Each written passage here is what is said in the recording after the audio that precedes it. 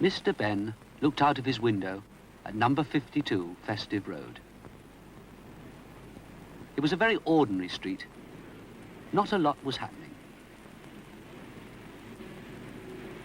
Mr. Leslie was showing some plants to Mr. John. Ladies were talking.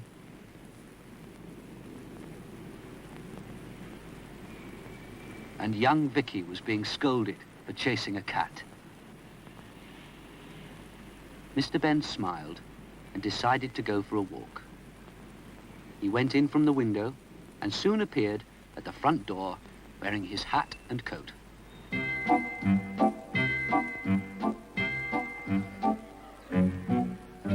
At first, Mr. Benn walked in the park at the end of the road. He sat for a while and watched the birds in the trees. And dogs who seemed to be taking their owners for walks.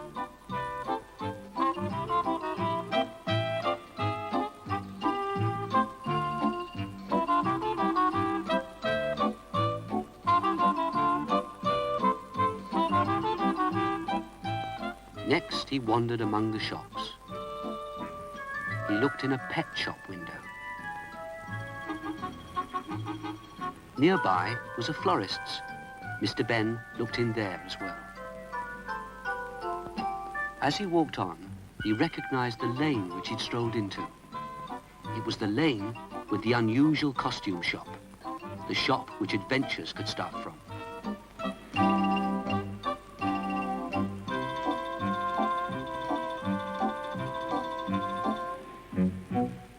He stood outside for a moment and then went in. As if by magic, the shopkeeper appeared. "Good morning, sir. How good to see you again.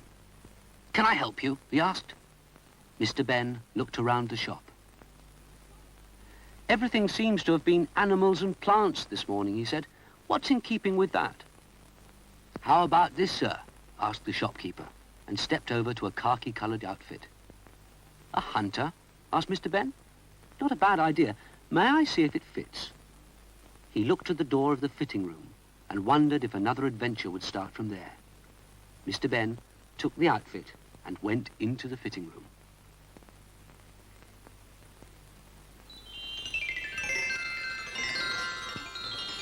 He was soon changed, and he looked at himself in the mirror.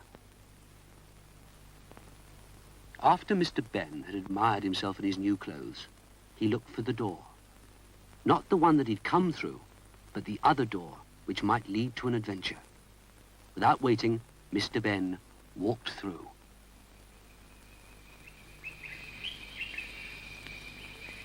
Outside the door, Mr. Benn found himself in an open space in the jungle. Nearby stood another man dressed like Mr. Benn. As soon as he saw Mr. Benn, he called out impatiently to him, "Ah, there you are. I suppose you're my new assistant. Now, come on. Pick up my things and let's get started." Mr. Benn was worried by the hunter's gun and was determined to stop him shooting anything. But he did as he was told, and they started to walk through the jungle. As they walked, Mr. Benn's new companion did all the talking. He boasted and boasted how good he was at hunting and shooting. "You're very lucky to be with me," he said to Mr. Benn. "I must be the greatest big game hunter that ever lived. I'll show you." He took his rifle from Mr. Benn and pointed it at a little bird that sat nearby. Mr. Benn was quite worried for the bird and said, "Surely, if you're so good, you don't bother with little birds." "What?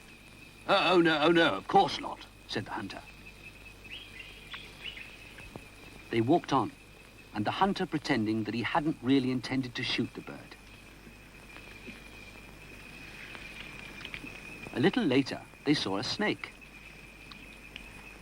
As soon as Mr. Benn saw the hunter start to raise his rifle, he said, "I don't suppose you bother with snakes either." Laughed the hunter. Certainly not. I was just trying the sights, he added.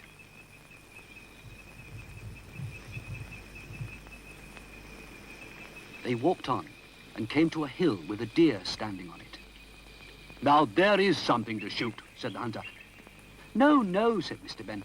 "We'll find something larger in a minute." And he hurried the hunter away.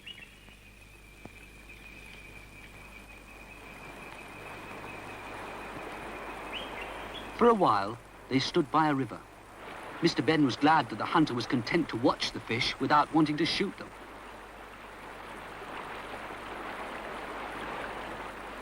Across the river, Mr. Benn saw a crocodile. "There's a crocodile over there, but let's wait for a larger animal," he said. The hunter never even started to raise his rifle. Next, it was a lion standing quietly outside its cave. "Not large enough," said Mr. Benn, and they left the lion in peace.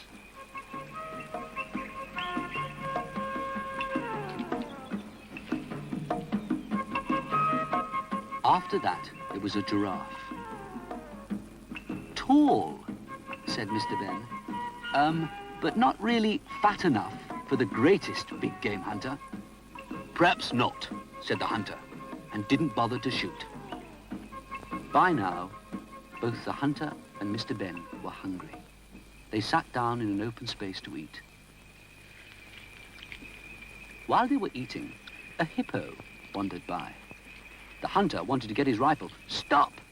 called Mr. Benn. "I know that hippo is big, but he's not the biggest animal, and only the biggest is good enough for the greatest hunter." "Right," said the hunter, and they finished their lunch. The hunter wanted a little nap after lunch, and while he slept, Mr. Benn decided to have a stroll.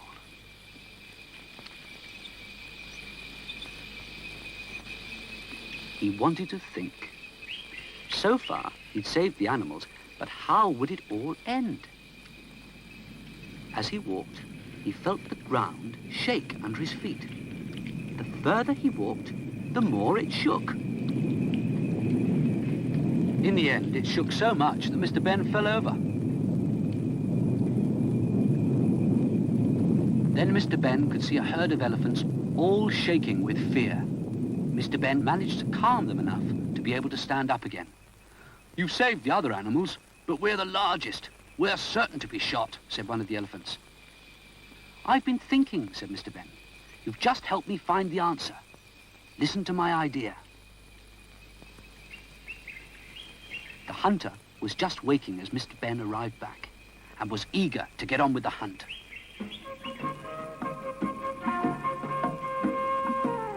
Mr. Benn led the way, and they marched deeper and deeper into the jungle. Mr. Benn pretending all the time to search for animals as he went.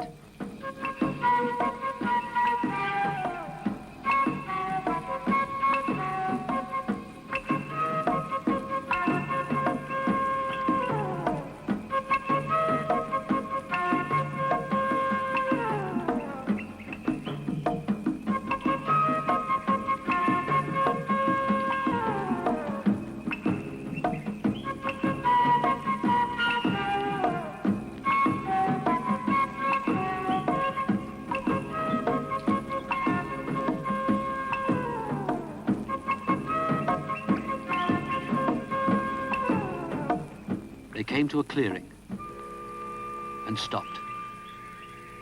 There stood the whole herd of elephants. "Just the thing," said Mr. Benn. "The largest animals for the greatest big game hunter." The hunter was delighted and raised his rifle, ready to shoot. At that moment, Mr. Benn sat down. That was the signal for the elephants. They jumped up and down for all they were worth.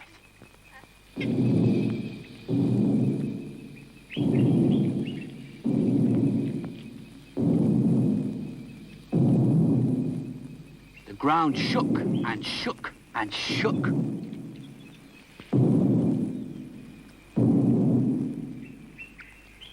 The hunter didn't have a chance. Every shot he fired went into the ground or into the air.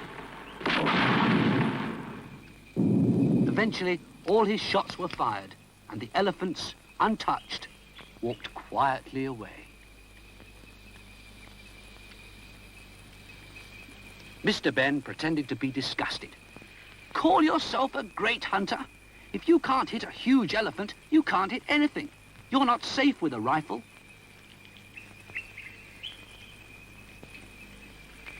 Then, more kindly, he said, why don't you sell the rifle and buy a camera? At least if you missed, you'd still get a picture of something. Mr. Benn and the hunter returned to the hunter's camp.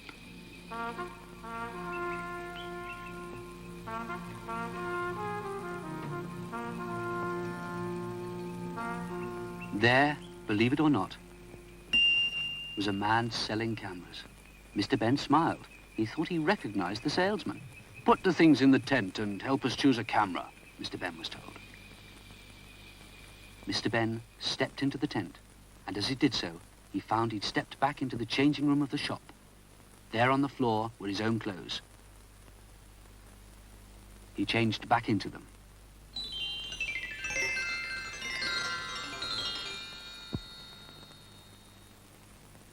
Mr. Benn went back into the shop and returned the hunter's outfit.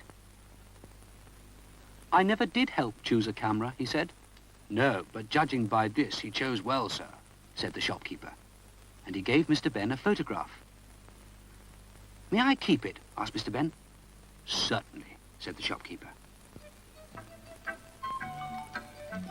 As Mr. Benn left the shop, he turned and said, thank you. I'll be back to see you again soon.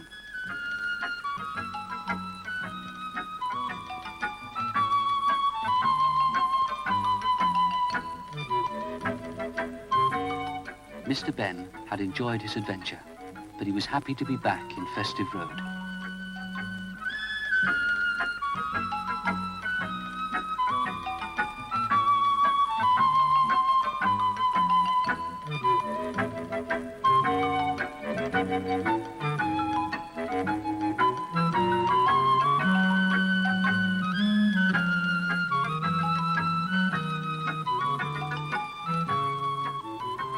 At his gate, he smiled as he pulled out the photograph and looked at it. I'll always keep it, he thought, just to help me remember.